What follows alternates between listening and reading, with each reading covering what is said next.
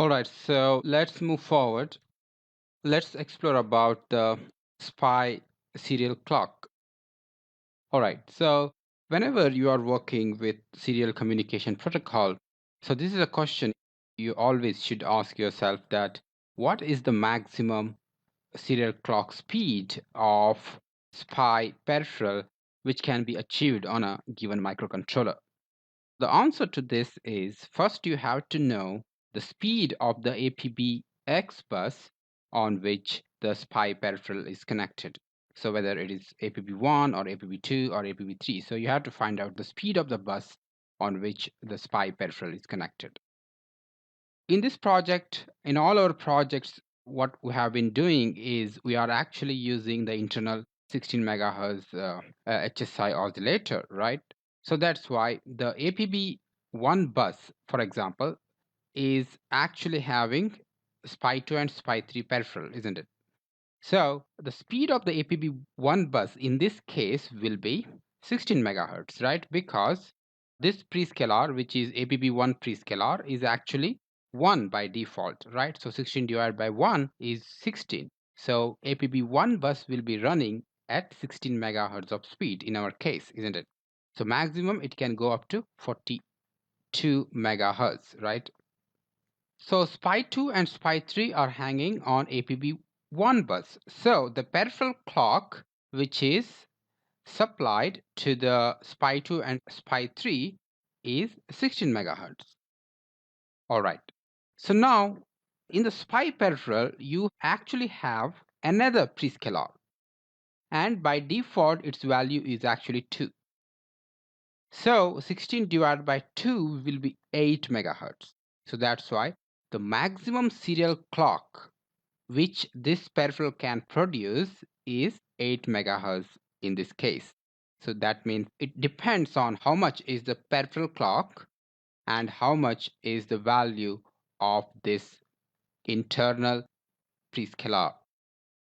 So that actually decides the serial clock speed. So according to your application, you can vary this prescalar.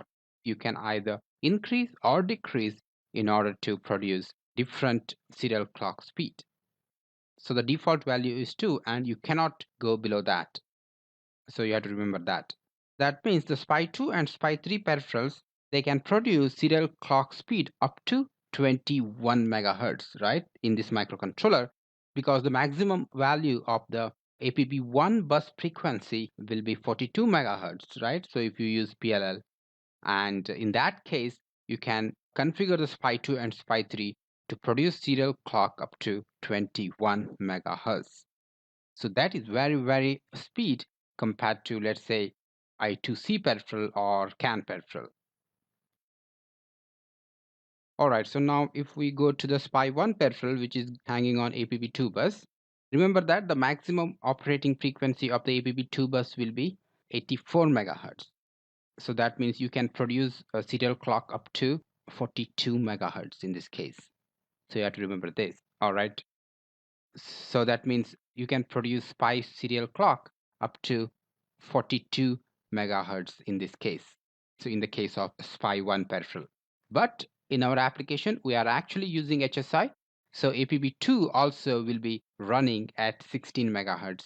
So hence the peripheral clock which is supplied to the SPI1 will be 16 megahertz. Hence, in our case, SPI1 also can produce the serial clock up to 8 megahertz. So you have to remember this. All right, so that's about the serial clock. And while doing programming, we'll see where exactly we have to configure this prescalar value. So in the previous video, I actually shown you some baud rate control registers, right? The bit fields related to the baud rate control. And there you have to configure these prescalar value in order to control the serial clock. All right, so we'll see that when we do programming. All right, so now the summary of this video is, so if we use the internal RC oscillator of 16 megahertz as a system clock, then SPI1, SPI2, SPI3 peripherals can able to produce the serial clock of maximum 8 megahertz. So you have to keep this in mind. And in the next lecture onwards, let's get started with our SPI driver development. And I will see you in the next lecture.